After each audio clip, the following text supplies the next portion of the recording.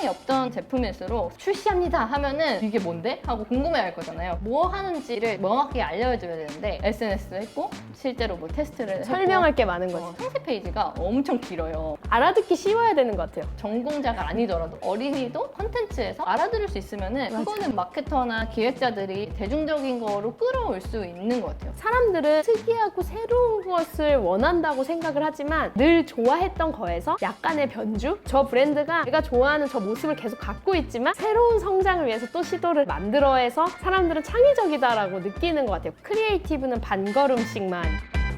안녕하세요. 저는 배달의 민족에서 마케터로 일하다가 최근에 퇴사하고 백스튜디오 도나띵 클럽으로 활동하고 있는 이승이라고 합니다. 안녕하세요. 무소속 백스듀오 백수 2호를 맡고 있는 김규림입니다. 배달의 민족 초반일 때 들어가서 시뮬리에 캠페인이라든지 배민다움 책이라든지 브랜드를 알리기 위한 캠페인들 맡아서 했고요. SNS 콘텐츠들을 만들었었습니다. 배민 문방구라는 서브 브랜드가 따로 있어가지고 재밌는 제품들 만들어 판매하고 그래서 배달의 민족을 알리고 하는 제품 기획 쪽으로 일을 했었습니다. 기록의 쓸모라는 책을 출간해서 작가로도 활동을 하고 있고 그림 일기를 쓰면서 다니는 걸 좋아해가지고 도쿄 규림일기, 아무튼 문구 등등 5권 정도의 책을 읽습니다.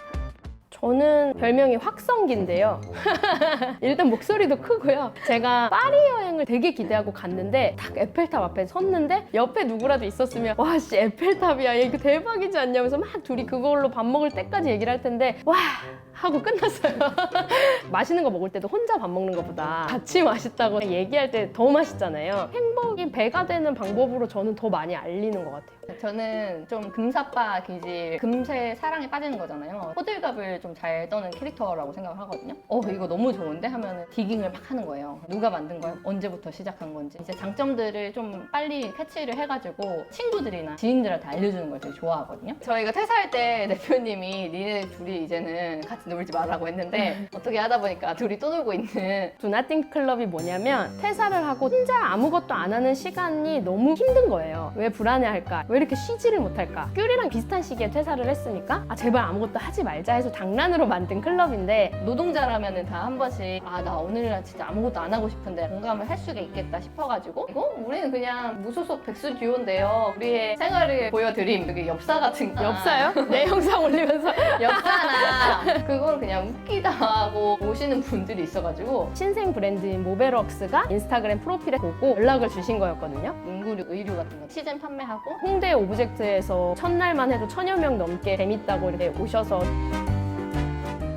각자 계정이 그래도 한 4-5개 정도를 가지고 있는데 저는 특히 배달의 민족 때도 SNS 담당을 하다 보니까 일이었잖아요. 그래서 일이 안 되게 하고 싶은 거예요. 팔로워 수가 많거나 이런 부담감 갖지 말자. 그냥 막 하는 게 저만의 노하우? 게시물이 막 5,000개, 6,000개씩 되거든요. 달걀을 한 바구니에만 넣으면은 바구니를 되게 잘 맞아. 운영해야 될 것 같은데 바구니가 여러 개면은 그냥 여기저기 담아놓고 또 하나 잘 되면은 그냥 거기서 맞아요. 꺼내서 먹으면 되지. 사람들 보면은 오늘부터 시작해서 팔로워가 2만이 되는 그날까지 좌절감도 들고 2만을 타겟으로 하는 것보다는 300인데 맞아, 내 맞아. 스타일로 하는 사람 그 다음에 한 2,000 정도 되는 내가 추구하고자 하는 방향을 하는 사람 재미를 느끼면서 가야 오래 갈 수 있는데 떡상을 하고 싶다라든지 재미없게 만드는 것 같아요. 그 과정을. 일놀이라고 많이 하거든요. 일을 놀이처럼 하고 놀면서 재밌는 게 일을 만들어버리기도 하고 눈에 보이는 재밌는 일들을 다 해보는 거예요. 그래서 도나띵 클럽 진짜 과로사 하게 생겼는데 돈과 상관없는 일들을 많이 시도를 해봐야 재미를 찾을 수 있는 것 같아요. 저는 그게 SNS거든요. 사진 올렸는데 좋아요 50개 찍혔네. 다르게 올렸는데 좋아요 100개 찍혔네. 진짜 재밌었던 거는 아주 쉽게 쓰면 반응이 좋았어요. 만약에 제가 잡지에 인터뷰를 해서 그거를 자랑하고 싶어요. 명확하게 그 한 장이 의미하는 바가 전달이 되면 저기 나왔어.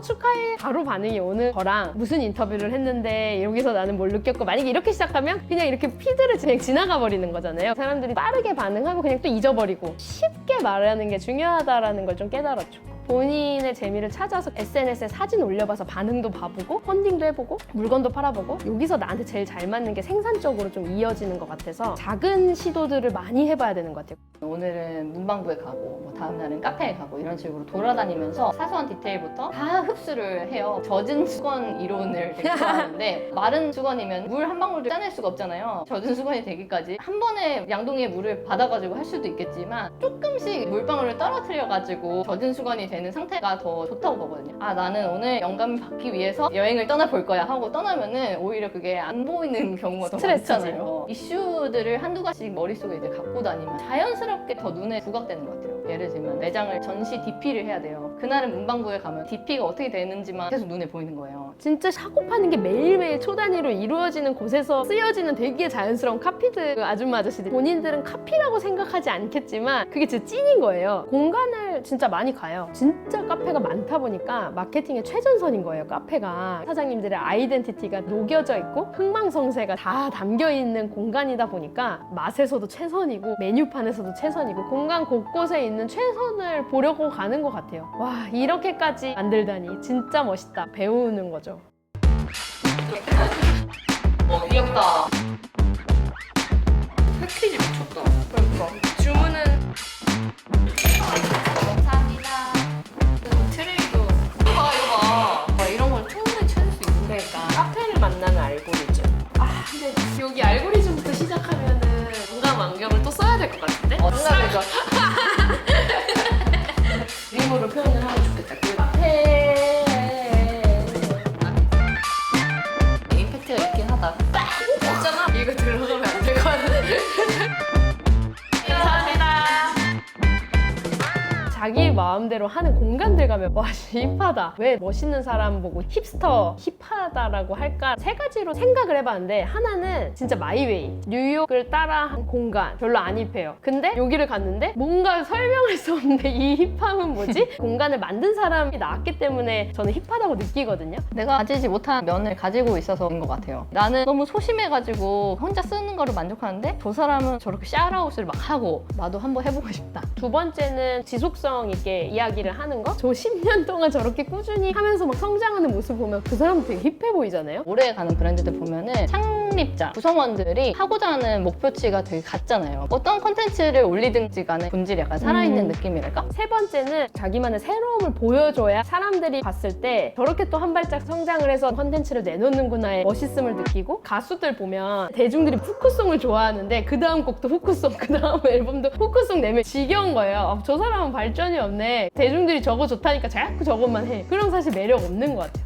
그래서 저는 다작을 하는 배우가 좋거든요. 송강호 배우가 작품을 또 했네? 이번엔 악역을 했네? 뭐 이런 걸 멋있잖아? 멋있거든요? 멋있어. 자기만의 새로움을 계속 커뮤니케이션을 하는 게 중요한 것 같고, 좀 시인성 이슈들을 물고 가는 브랜드들이 멋있긴 하더라고요. 환경 운동을 하는 브랜드랑 콜라보를 한다든지 내 브랜드만 잘하면 그만이야 라고 생각하지 않고 사람들이 중요하게 생각하는 것을 함께 중요하게 생각하고 있다. 대중들한테 내어놓는 브랜드들은 진짜 책임이 있어야 된다고 저는 생각을 해요. 이게 혼자 하는 일들이 아니라 사회에 영향을 일부라도 끼치잖아요. 어떤 브랜드의 커뮤니케이션이. 이렇게 하면 사람들이 좋아할 거야 라고 해서 하는 게 아니, 가치관과 철학을 갖고 있기 때문에 늘 우리만의 것들을 하면서 조금씩 사람들이 공감할 만한 걸로 변화를 주는 거? 뿌리가 깊게 박혀 있어야 되는 것 같아요. 관통하는 뭔가가 있지 않으면은 아 이게 요즘 유행이래. 그럼 저게 요즘에 사람들이 많이 가네? 왔다 갔다 할 수 있잖아요. 커뮤니케이션은 쉽게 전달하되 고민은 되게 진지하게 딥다이브 하는 거죠. 디깅을 해야 쉽게 이야기할 수 있는 것 같고 막 할 수 있는 것 같고 결과물들이 나오면서 색깔을 유지하는 방법이지 않을까? 그래서 뭔가를 시작할 때 목표가 뭐야? 뭐를 말하고 싶은데를 가장 먼저 써놓고 나서 그 다음에 이제 컨텐츠 고민을 하면은 흔들림이 덜할 것 같은 느낌이 드네요. 코로나가 터지고 저 혼자 패닉이 왔었어요. 뭐 집에 있어야 되는데 배달 음식을 맨날 시켜 먹을 수 없고 진짜 먹고 사는 문제, 건강한 식습관에서의 요리, 하고 싶은 건 요리, 나의 삶을 만들어 나가는 음식. 이거 아닌가? 그럼 다른 거 얘기해. 저는 뭐 두나띵 한다고 하지만 짧게 뭔가를 배우고 있거든요. 운동이라든지 재봉틀이라든지 그 세 개 잠깐이라도 딱 발들여보면 아는 거예요. 이것과 이거의 콜라보 이런 식으로 좀 많이 해볼 수도 있고 시간이 많을 때 관심사들을 좀 늘려놓으면 좋겠다? 재밌는 거를 계속 지속적으로 하고 싶으면 다양한 생산자, 소비자 뷰를 갖는 게 되게 중요하다고 생각을 합니다. 그래서 요리를 하고 싶어요. 배달 음식을 시키던 소비자에서 생산자의 뷰로